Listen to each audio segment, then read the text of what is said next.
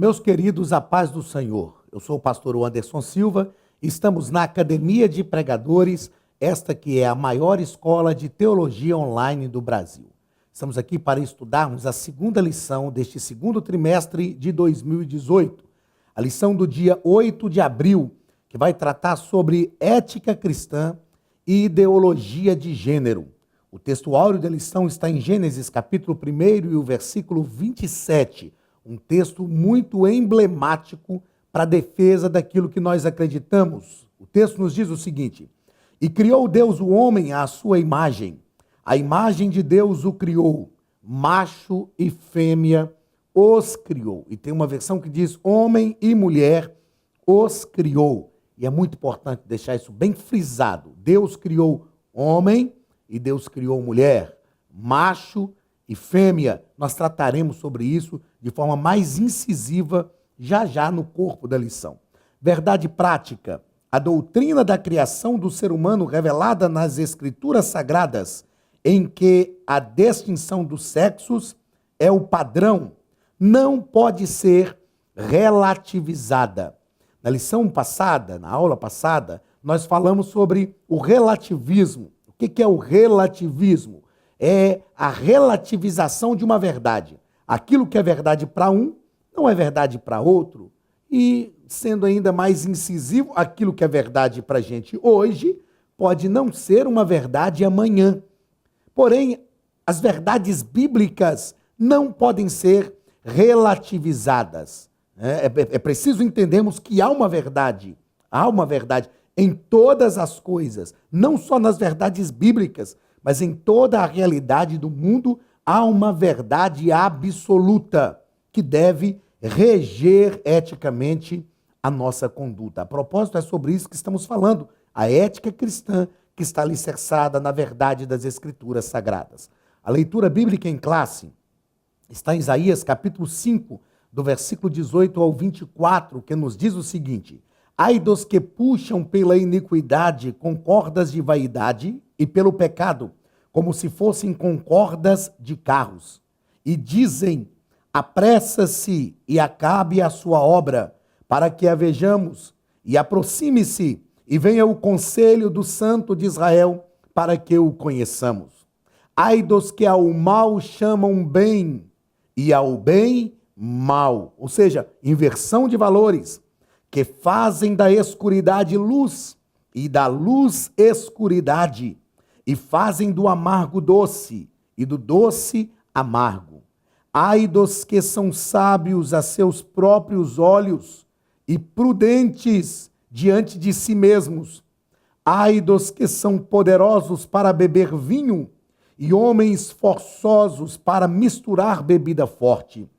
Ai dos que justificam o ímpio por presentes e ao justo negam justiça, pelo que como a língua de fogo consome a estopa e a palha se desfaz pela chama, assim será a sua raiz, como podridão, e a sua flor se esvaecerá como pó, porquanto rejeitaram a lei do Senhor dos Exércitos e desprezaram a palavra do Santo de Israel. Meus queridos, Isaías escreveu entre 650 e 700 anos antes de Cristo. Foi quando ele exerceu o seu ministério. Percebamos que as coisas que nós confrontamos hoje através da palavra de Deus não são novas. Na verdade, já existiam. Isaías está falando sobre isso aqui. A distorção de verdades, a inversão de valores, a relativização daquilo que é absoluto, são problemas do mundo pós-moderno, ou, como eu disse na aula passada, já entrando na era ultramoderna. São problemas que enfrentamos hoje e que não são novos. A palavra de Deus já nos ensina, já disciplina sobre isso. E nós precisamos entender, entretanto, que há uma norma sólida da palavra de Deus para todas as coisas. Muito bem, o assunto da lição que nós vamos estudar hoje é um assunto um tanto quanto melindroso de ser tratado. É um assunto que tem sido uma grande polêmica e tem oportunizado grandes confrontos entre aqueles que professam a fé cristã, e não somente aqueles que professam a fé cristã, mas aqueles que lutam por um princípio ético e um princípio de moralidade. Então, é um assunto que tem sido muito discutido, gerado muitos conflitos, confrontos nessa área. A ideologia de gênero. Nós vamos entender, e o comentarista da lição nos coloca no primeiro ponto da lição, sobre o que é ideologia, que é um conjunto de ideologias, significa ideologias, aliás, significa qualquer conjunto de ideias que se propõe a orientar o comportamento. Ideologia se apresenta como aquilo que é realmente ideal a um determinado grupo. A ideologia de gênero, que deveria usualmente distinguir verdadeiramente o gênero masculino e o gênero feminino, ela, na verdade, vai deturpar esta verdade, falando que há, na realidade, uma ausência de sexo, né, e que ela ignora totalmente essa natureza dos fatos biológicos, né? Não importa se a pessoa nasce macho ou nasce fêmea, com órgãos genitais masculinos ou órgãos genitais femininos. Essa ideologia de gênero prega que a pessoa tem que definir a sua sexualidade com o tempo, de acordo com a sua própria consciência. Nós vamos perceber que foi uma ideologia também defendida pelo marxismo, assim como o feminismo também foi uma ideologia que teve fontes no marxismo, porque a ideologia marxista ensinava que essa estrutura social que nós temos é oriunda de uma cultura social onde sempre houve uma opressão do homem sobre a mulher. E aí vem as lutas de classe feministas e segue relação. Nós sabemos que é, na verdade, uma salada de frutas, uma confusão que essa ideologia de gênero procura produzir na mente das pessoas. Nós precisamos entender algumas coisas. A primeira delas é que o texto sagrado, em momento algum, coloca homem em oposição à mulher. Se há um conjunto de textos que defendem os direitos tanto do homem quanto da mulher, é a palavra de Deus. Sem dúvida, ao estudar principalmente os textos veterotestamentários, nós vamos aprender que a Bíblia foi escrita numa linguagem patriarcal, porque era a sociedade da época, mas não está numa linguagem machista. Há um autor que eu recomendo. O autor chama-se Ralph Smith, escreveu um livro chamado Teologia do Antigo Testamento, e ele vai nos fazer entender muito bem o papel, a função, a valorização da mulher no Antigo Testamento. Ele cita, por exemplo, a questão do dote que tinha que ser pago pelo noivo quando ele resolvia casar-se com a moça, e ele vai dizer que com este dote, aliás, o noivo não estava comprando a moça. E ele mostra que esse dote, ao contrário do que muitos pensam, que desvalorizava a mulher, colocava a mulher como uma mercadoria de comércio, onde o pai vendia esta mulher ao seu futuro marido, ele mostra que é muito pelo contrário. Esse dote é porque a mulher tinha um valor muito grande. E o marido, ele não tinha o direito de mandar, sem nenhum escrúpulos, sobre a esposa, sobre a mulher. Ele não tinha o direito de obrigá-la. Na verdade, é como que quando o pai resolvia dar a filha em casamento, ele passava o direito de exercer a autoridade. Quando nós falamos sobre exercer a autoridade, eu sei que isso pode causar arrepios em alguns. Porque toda vez que nós falamos sobre exercer autoridade na sociedade que nós vivemos, isso causa aversão. O que nós precisamos compreender é que uma coisa é exercer autoridade, outra coisa é ser autoritário. A autoridade, na verdade, ela nos protege. Estar submisso a uma autoridade é estar protegido por ela. Esta é a ideia de estar submisso sob a autoridade. Por exemplo, quando nós estamos sob a autoridade da palavra de Deus, nós somos protegidos, amparados por esta palavra. Se estamos sob a autoridade divina, debaixo da autoridade divina, somos protegidos, amparados por esta autoridade. Eu sei que essa realidade é deturpada em diversos aspectos de estrutura social, porque às vezes estamos sobre uma autoridade de um patrão, de um encarregado na empresa, e muitas vezes a pessoa que exerce a autoridade abusa dos limites desta autoridade para oprimir um subordinado. Mas essa não é a visão de Deus. Então, quando a palavra de Deus disciplina que a mulher está sob a autoridade do marido, isso não dá ao marido, não dá ao homem, nos textos da palavra de Deus, o direito de oprimir a mulher. Não, em momento algum, a Bíblia fornece esse direito. A palavra de Deus valoriza a mulher. Então, essa ideologia de gênero alicerçada nessa visão marxista, e nós sabemos muito bem, é uma visão prática do mundo que nós temos, os países que se enveredaram pelo caminho do marxismo, da ideologia marxista, são alguns países até hoje que exercem o socialismo, o comunismo. Nós sabemos muito bem que são países onde o pobre é realmente muito mais oprimido do que nos países que se libertaram dessa ideologia marxista. Então, o que a ideologia de gênero tenta fazer o que ela faz, o resultado do que ela faz é produzir uma confusão na mente das pessoas.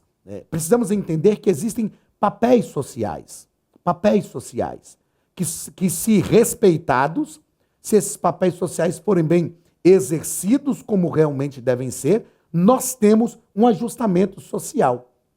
Então é importante você, que é o nosso professor de escola dominical, que você entenda isso, que você mostre isso para os alunos. A ideologia de gênero está alicerçada na ideologia marxista, que foi, na verdade, uma desgraça avassaladora para muitos países do mundo que nós estamos vivendo. Nós vemos isso acontecer no Chile, bem pertinho da gente aqui, ó. Aliás, perdão, não o Chile, né? Livremos o Chile. Na Venezuela. A Venezuela está sofrendo com isso, com essa ideologia marxista até hoje. Cuba também sofre com essa ideologia marxista. Então é uma ideologia que produz confusão, que mistura os papéis sociais, e os papéis sociais devem existir para que haja um ajustamento social, ok? Então, é muito importante nós entendermos que esse papel da mulher no Antigo Testamento é um papel de uma mulher que está vivendo numa sociedade patriarcal, não numa sociedade machista. A Bíblia garante direito das mulheres. Ela sempre garantiu. Sem dúvida, era uma outra sociedade, um outro tempo, um outro momento. Nós também não somos contrários à evolução desses direitos. A evolução desses direitos são muito importantes para a nossa vida. Eu gostaria eu quero considerar algumas coisas em relação à ideologia de gênero. Então, eu vou tecer um comentário breve aqui em relação ao que o comentarista faz da lição, e depois eu quero considerar algumas coisas que eu penso ser muito importantes para a defesa da fé cristã em relação à ideologia de gênero e para também um posicionamento da ética cristã diante da ideologia de gênero. Então, no segundo ponto da nossa lição, o nosso comentarista vai falar sobre as consequências da ideologia de gênero. Então, a ideologia de gênero não aceita o sexo biológico, macho e fêmea. Na verdade, é uma tentativa de desestruturar aquilo que é lógico, aquilo que é patente. Os papéis sociais, como eu disse, visam esse ajustamento social, e é patente que Deus criou o homem e que Deus criou a mulher. Se esse homem e essa mulher vão fazer uma opção por se relacionarem com pessoas do mesmo sexo, é uma opção.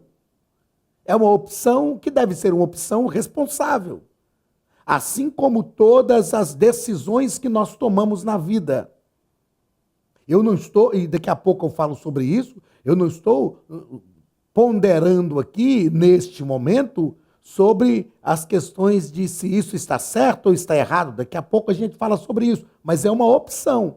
O que nós precisamos entender é que existe já dentro da natureza, porque essa natureza foi criada por Deus, de forma definida, aquilo que é o macho e que é a fêmea. Não só para os seres humanos, mas em todo o reino animal.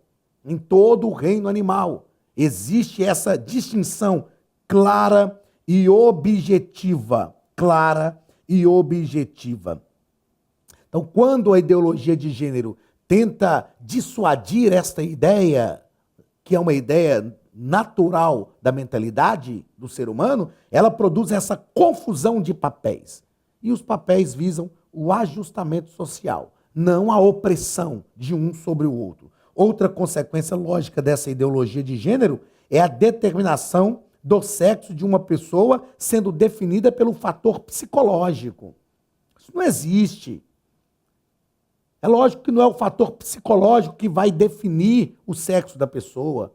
É a própria concepção, ressalvada, sem dúvida, algumas exceções por algumas situações de alguns problemas físicos, biológicos, e que devem ser analisados os casos individuais, pontuais, e os casos de exceção devem ser analisados conforme a exceção exige. O que nós não podemos concordar é que, de forma geral, é que seja uma norma, uma regra, que a definição de sexo seja definida por um fator psicológico. E nós precisamos compreender que muitas vezes os fatores psicológicos são um resultado de uma natureza caída, ou seja, uma natureza degenerada, corrompida pelo pecado. E isto é prático, patente, isto é visível. O ser humano tem uma natureza caída, degenerada, corrompida pelo pecado. Então, esse resultado dessas decisões psicológicas de uma natureza deturpada pelo pecado não podem ser ovacionados como norma para definir que o sexo da pessoa é realmente um resultado da sua definição psicológica. Não é verdade. Outra consequência dessa ideologia de gênero é a confusão de identidade que isso traz para o ser humano. Aí entra dentro daquilo que a gente já tem dito, que é a relativização das coisas. É muito mais simples nós entendermos que há um caminho lógico para todas as coisas.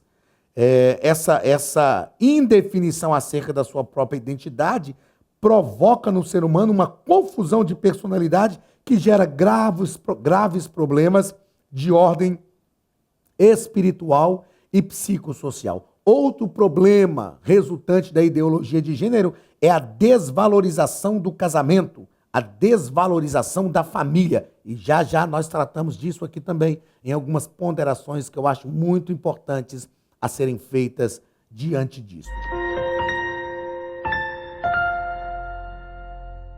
Faça cursos completos de teologia, hebraico bíblico, preparação para a escola dominical. Estude a palavra de Deus com mestres capacitados. Elienay Cabral, Josué Brandão, Cláudio Gama, Alain Brizotti, Benhur Lopes, Elias Torralbo, Eduardo Reis e muitos outros professores. Seja um pregador mais capacitado para pregar o Evangelho. Tenha acesso ilimitado a todos os cursos online por apenas R$ 49,90 mensais. Venha estudar na Academia de Pregadores. A maior escola de teologia online do Brasil.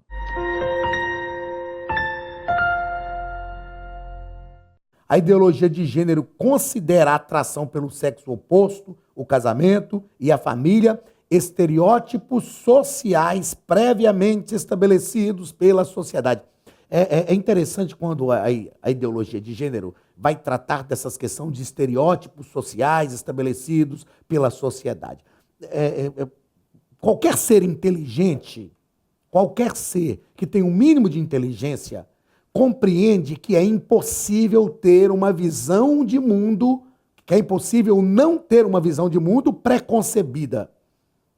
Eu não estou falando de discriminar, de rejeitar a pessoa, o ser humano, ou de não respeitar a dignidade humana da pessoa por algumas escolhas que a pessoa faz, seja elas quais forem, quaisquer área, ou em quaisquer áreas que a pessoa faça as escolhas na sua vida.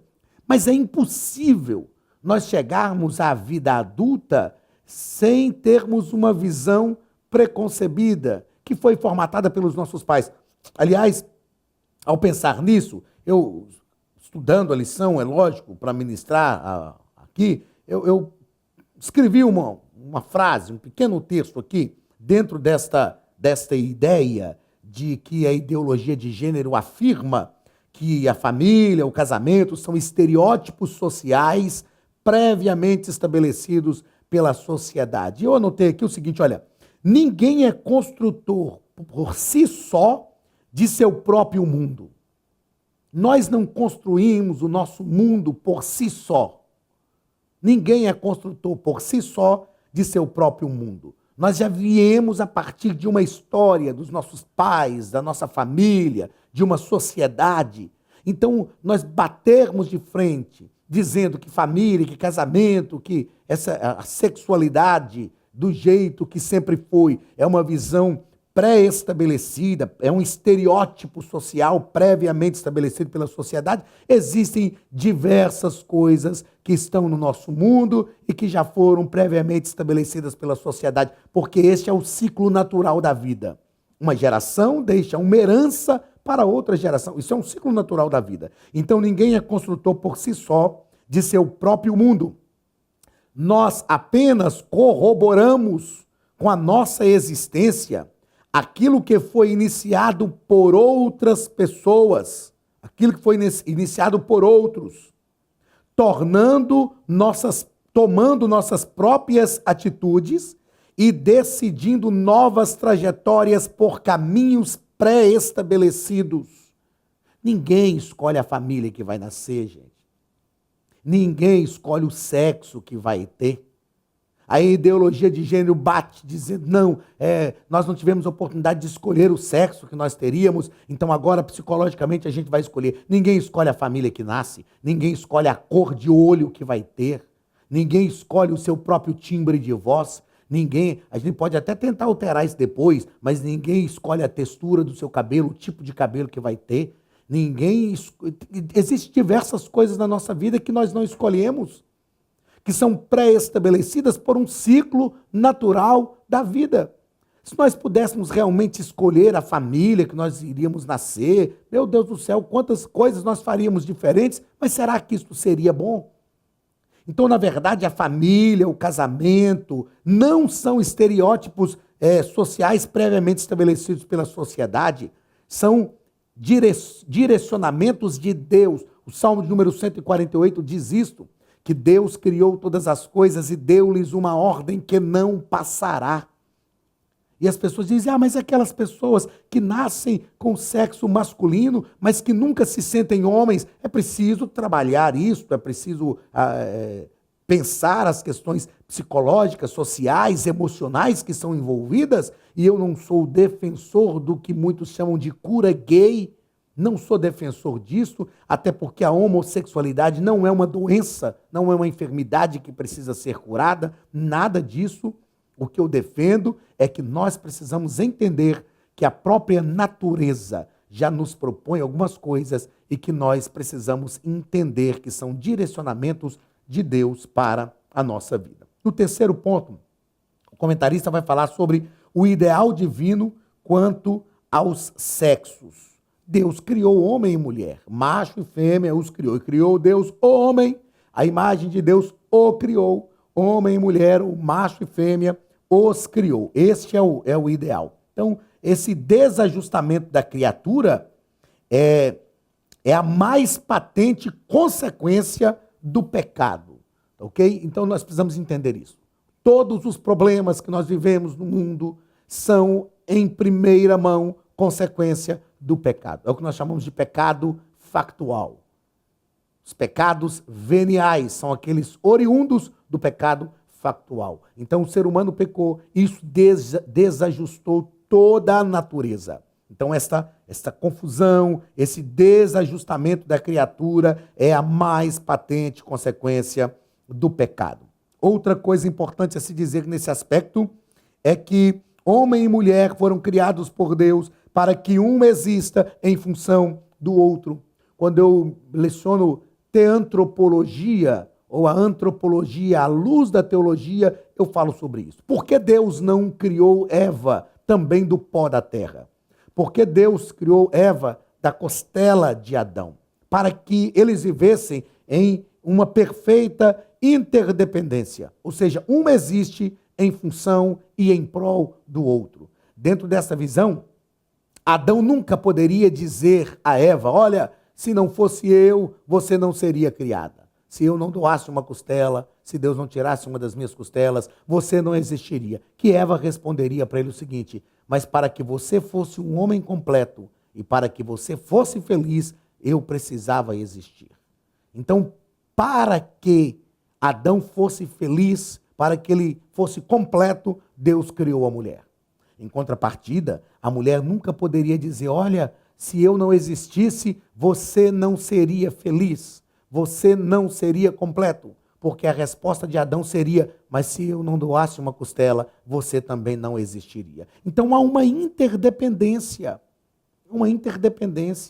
É preciso abandonar esta ideia que existe uma luta eterna entre o macho e fêmea, entre o homem e a mulher. Quando nós conhecemos a Deus e a nossa mente é iluminada para nós entendermos as coisas que Deus fez, nós vamos compreender que o homem e a mulher existem um em função do outro, um para a felicidade do outro. E nós, como família, precisamos educar os nossos filhos, ensinar isso aos nossos filhos.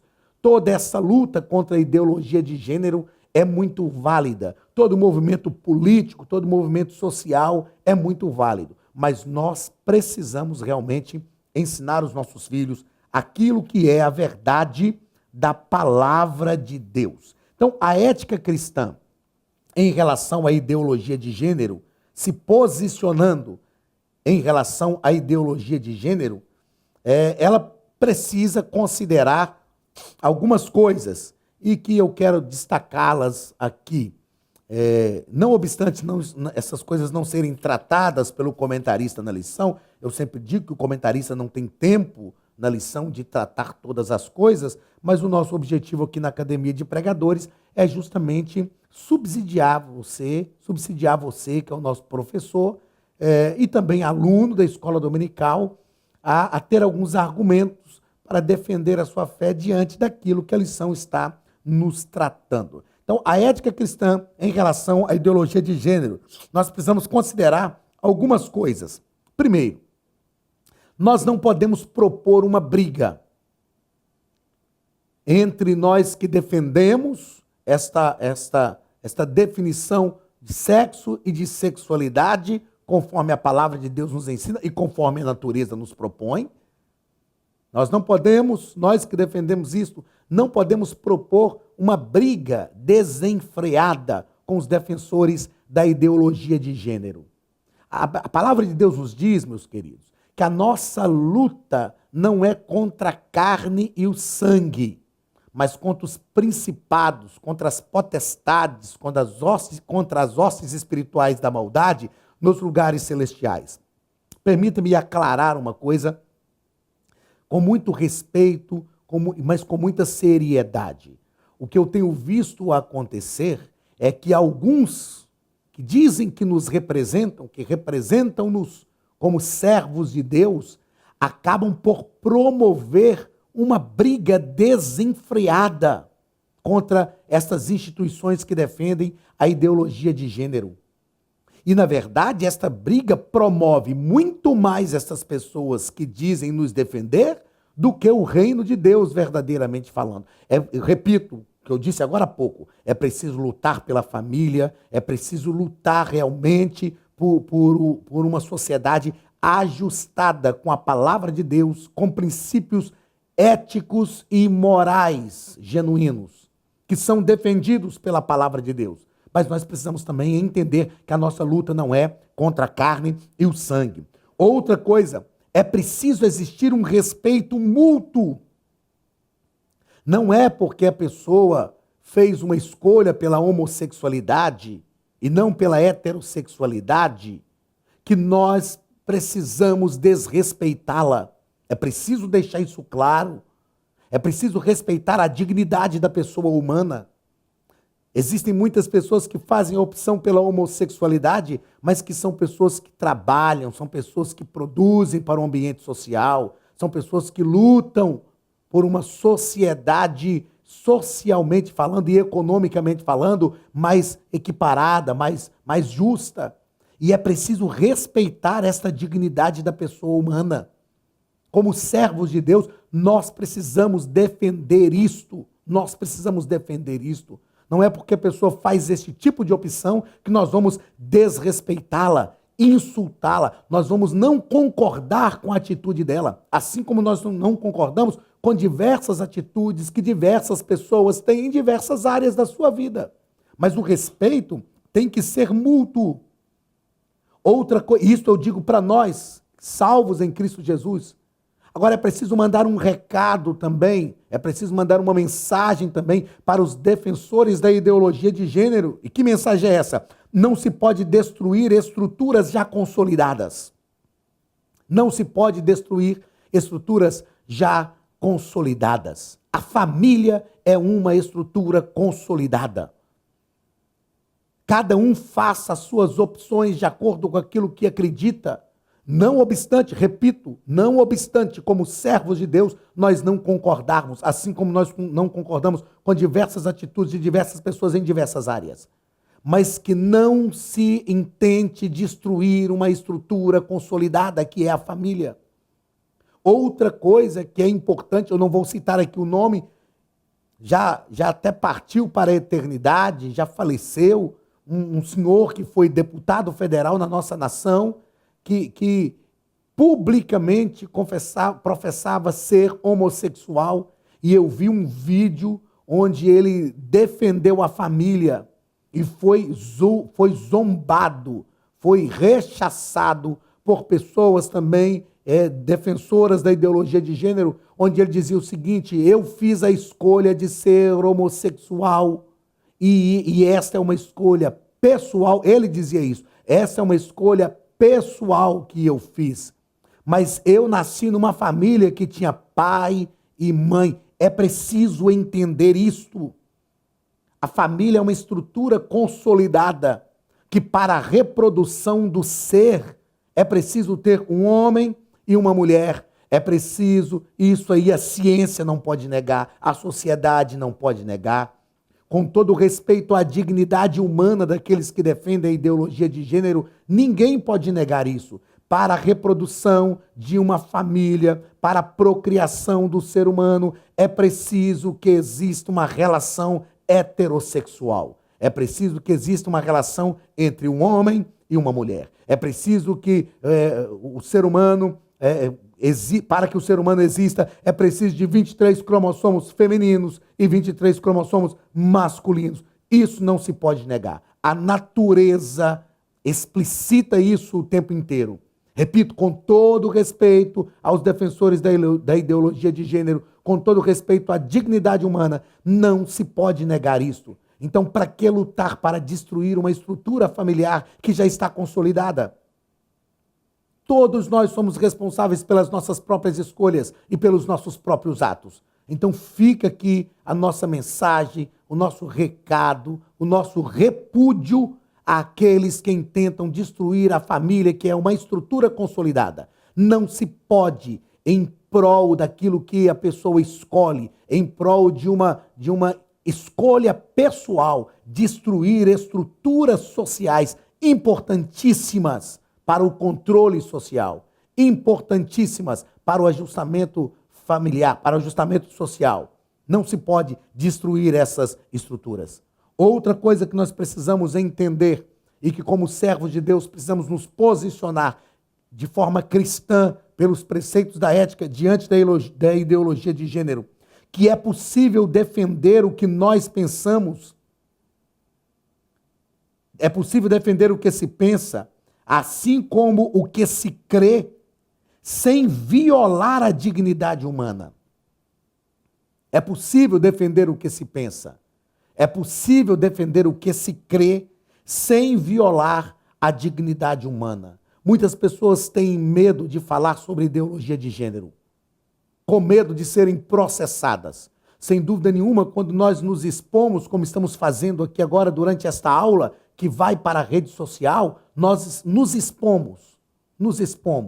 Mas uma coisa é certa, é possível defender a nossa fé. É possível defender o que nós pensamos. Eu conheço pessoas e lido com pessoas no dia a dia.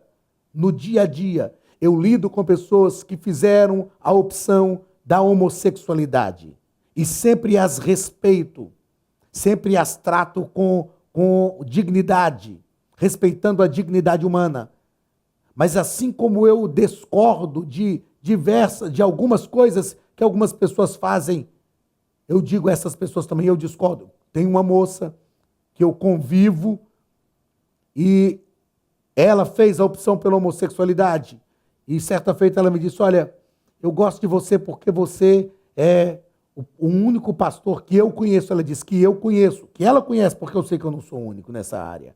Ela diz, você é o único pastor que eu conheço, que conversa comigo, que me trata bem, mesmo sabendo da minha opção homossexual. E eu disse para ela, minha amiga, eu não concordo com o que você faz, você sabe disso. Dentro daquilo que eu creio, você está errada. Dentro daquilo que a minha fé me ensina, eu não concordo com o que você faz. Mas eu não preciso denegrir a sua imagem. Eu não preciso desrespeitar a sua dignidade humana. É uma opção sua. E cada um de nós somos responsáveis pelas opções que fazemos. E diga-se de passagem, o que eu estou afirmando aqui, temos amparo legal nisso. E eu faço questão de deixar isso aqui referenciado. Constituição Federal, no capítulo 1º, o capítulo que fala dos direitos e deveres individuais, no artigo 5º da Constituição Federal, nos assevera que todos são iguais perante a lei, sem distinção de qualquer natureza, garantindo-se aos brasileiros e aos estrangeiros residentes no país a inviolabilidade do direito à vida, à liberdade, à igualdade, à segurança e à propriedade. A Constituição Federal vai nos dar alguns direitos. Portanto, nós que somos crentes em Jesus, servos de Deus, e não defendemos a ideologia de gênero, temos uma defesa, temos um amparo jurídico da nossa Carta Magna, que é a Constituição Federal, para defender o que nós pensamos, defender o que nós cremos, sem dúvida nenhuma, e ressalve-se isso aqui, sem ofender a dignidade humana das pessoas. O inciso 1º da Constituição Federal, do artigo 5º da Constituição Federal, nos diz: homens e mulheres são iguais em direitos e obrigações nos termos desta Constituição. Então ele contempla aqui os gêneros diferentes, homens e mulheres são iguais. Respondem da mesma forma. O inciso 4º da Constituição Federal, deste artigo 5º, nos diz assim: é livre a manifestação do pensamento, sendo vedado o anonimato. Sem dúvida, este artigo está muito mais ligado à liberdade de imprensa. Mas o artigo, fazendo uma transposição deste artigo para todo o indivíduo, para todos aqueles que residem no nosso país e que são regidos por essa Carta Magna, que é a nossa Constituição Federal de 1988, nos diz que é livre a manifestação do pensamento, sendo vedado o anonimato. Então nós podemos expressar o que nós pensamos, desde que isso não infrinja o direito do outro. O artigo 6º é especial para nós que não defendemos a ideologia de gênero, porque hoje também parece que nós é que estamos errados. Parece que nós é que estamos errados. Se os defensores da ideologia de gênero não querem estar errados, não pensam que não estão errados, eles também não podem nos criticar, porque se eles acreditam que é uma atitude segregacionista, discriminatória, nós nos posicionarmos contra aquilo que eles pensam, quando eles se posicionam contra o que nós pensamos, então pelo mesmo parâmetro, uma atitude segregacionista e discriminatória. O inciso 6º do artigo 5º diz o seguinte: é inviolável a liberdade de consciência, ou seja, aquilo que a nossa consciência propõe, aquilo que nós cremos, e de crença, aquilo que a nossa fé nos faz acreditar. É inviolável a liberdade. Nós temos liberdade de professar a nossa fé, a liberdade de consciência e de crença, sendo assegurado o livre exercício dos cultos religiosos e garantida, na forma da lei, a proteção aos locais de culto e das suas liturgias. Então, é possível defender o que se pensa, assim como o que se crê, sem violar a dignidade humana. E, por fim, para encerrar a nossa aula, é uma preocupação que eu tenho. Nós precisamos criar pontes de contatos. Não é o nosso objetivo e não deve ser o objetivo do crente, do servo de Deus, que tem amor no coração, amor às pessoas e amor à alma das pessoas. Não é o nosso objetivo criar uma sociedade alternativa. Nós precisamos criar pontes de contatos, nos aproximar das pessoas. Atos nos diz que a igreja primitiva caía na graça do povo. Não obstante não concordar com muitas coisas que a sociedade promove, nós precisamos criar pontes de contatos, trazer essas pessoas para perto, para que elas conheçam verdadeiramente o Jesus que nós pregamos. Eu já disse aqui anteriormente e repito, eu não sou adepto daquilo que se chama cura gay, porque a homossexualidade não é uma doença. Então as pessoas não precisam ser curadas, mas todos nós precisamos de receber Jesus na nossa vida como Senhor, como Salvador, como nosso libertador e vivermos uma vida ajustada pelos princípios da ética cristã. Meus queridos, como falamos no início da nossa aula, a questão da ideologia de gênero é um assunto polêmico, um assunto que deve ser tratado, porém, um assunto cheio de melindres. Todavia, nós precisamos nos posicionar como servos de Deus e entender que no ser humano há uma alma e que o ser humano é alguém que deve ser alcançado pelo amor de Deus e pelo amor do Senhor que foi derramado em nossos corações através do Espírito Santo. Que nós não segreguemos, que nós respeitemos a dignidade humana, que nós nos posicionemos com o pensamento cristão, sobretudo que nós lutemos pela família, que não aceitemos destruírem estruturas sociais consolidadas que promovem o ajustamento social, a família e outras demais estruturas sociais que porventura possam sofrer a tentativa de violação de tudo isso. Mas que, sobretudo, respeitemos a dignidade humana, respeitemos as pessoas, porque são seres humanos dignos do nosso respeito, alvos da nossa oração. Eu tenho certeza que o Senhor vai nos direcionar de forma correta para alcançarmos estas pessoas sem segregarmos. Lembrando que não temos que lutar contra a carne e o sangue, mas contra os principados, contra as hostes espirituais da maldade nos lugares celestiais. Que o Senhor te abençoe, que o Espírito Santo nos direcione, que o Espírito Santo nos ajude, como igreja brasileira, a alcançar as pessoas pelo poder da palavra e pelo poder do Evangelho. Um grande abraço do pastor Anderson Silva e da Academia de Pregadores e até semana que vem, em nome de Jesus. Estude a Bíblia Sagrada de forma simples, pela internet, mas com profundidade. Desvende os mistérios da palavra e transforme completamente seu conhecimento bíblico e sua vida ministerial. Este projeto inovador, inédito em língua portuguesa, reúne alguns dos melhores ensinadores da atualidade para capacitar a igreja e preparar líderes. Já são milhares de alunos em 48 países que estão desfrutando de aulas espirituais e cheias de revelações.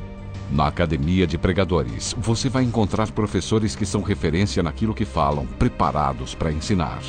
Nomes como Elianai Cabral, Cláudio Gama, Alan Prisotti, Napoleão Falcão, Carvalho Júnior, Benhur Lopes, Josué Brandão, Elias Torralbo, Eduardo Reis e muitos outros.